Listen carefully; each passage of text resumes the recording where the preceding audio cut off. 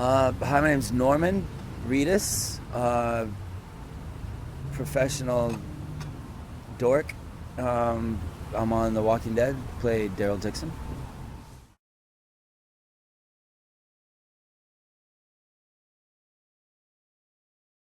Wow. I followed a girl to Los Angeles that I'd met in Tokyo, but I flew here from Spain. She came out to meet me and saw what I was doing in Spain and asked me if I wanted to move to LA with her. So I moved to LA, had a job fixing motorcycles, got in a fight with the guy running the motorcycle place, went to a party up in the hills, drank too much, yelled at a bunch of people from a second floor balcony in the living room. Somebody approached me about doing a play and talked me into it, to make a long story short. And a lady from William Morris was in the audience the first night and started side pocketing me, hip pocketing me, whatever you call that. And then my first job, I guess, was a play called Maps for Drowners at the Tiffany Theater up here on Sunset. So that's where she saw me, and so I guess that's my first job.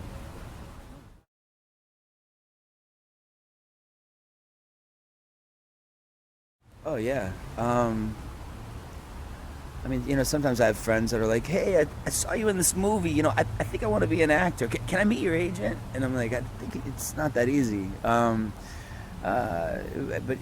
it's a lot of work, and I think sometimes people think it's.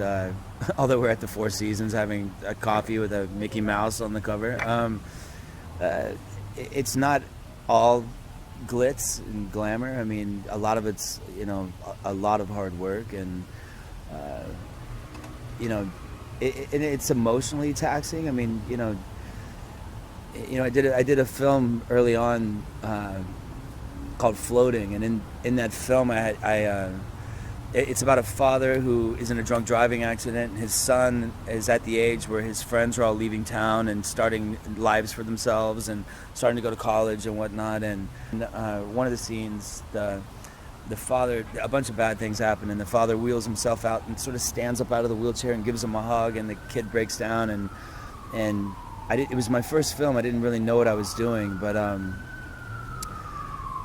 director said, "How do you want to prepare for this?" And I said, "Well, I don't know. What are my options?" And I said, "Just give me a phone. I'm going to call my dad." And coincidentally, my dad was dying at the time, and he was in a wheelchair. And I just had a normal conversation with him, and they came and they got me. And we did the scene.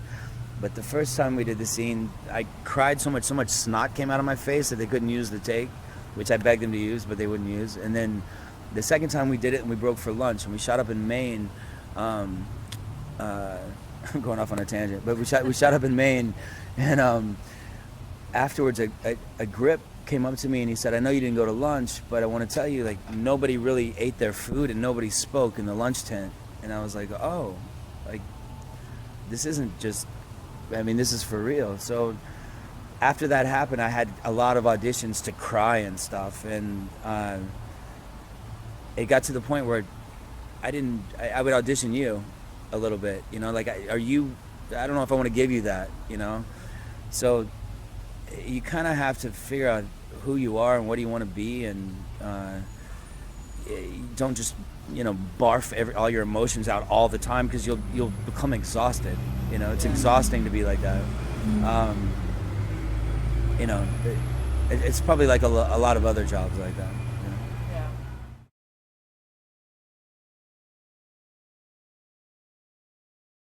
You get to travel, you get to meet cool people, you get to tell stories, you get to have your own interpretation of your way of telling those stories. I mean, there's a million different ways you can tell stories and tell bits of stories and get your point across, and you get to mold that point of view and tell the story. I mean, even if you're telling a story that's a cut and dry story in a certain way, you get to put your own take on it, and it turns into something else, and that's really satisfying. Yeah, there's a lot of perks, I won't lie, and a lot of personal perks. Uh, you know, the main thing is you get to bond with different people at different times in your life, and you create these grand memories. So I really like that part of it.